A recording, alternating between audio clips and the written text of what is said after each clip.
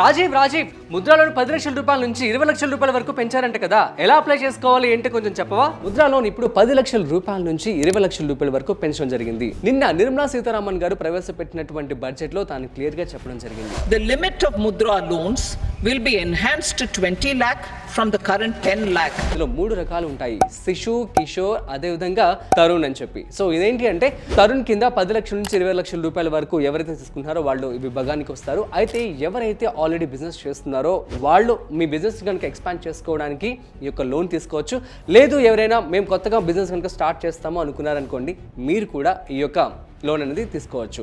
అయితే ఈ లోన్కి సంబంధించి ఏవే డాక్యుమెంట్స్ కావాలో చెప్తాను చూడండి. నెంబర్ 1 వచ్చేసి Aadhaar card, bank account, bank statement, ITR, GST identification number, pan card. అయితే ఈ యొక్క లోన్ అనేది మీరు 2 రకాలుగా వెళ్ళి అప్లై చేసుకోవచ్చు. ఒకటి మీరు డైరెక్ట్గా బ్యాంక్కి వెళ్ళి మీరు అప్లై చేసుకోవచ్చు. లేదు అంటే నేను ఒక వెబ్సైట్ లింక్ ఇస్తాను, ఆ వెబ్సైట్ లింక్లోకి వెళ్ళి డైరెక్ట్గా అప్లై చేసుకోవచ్చు.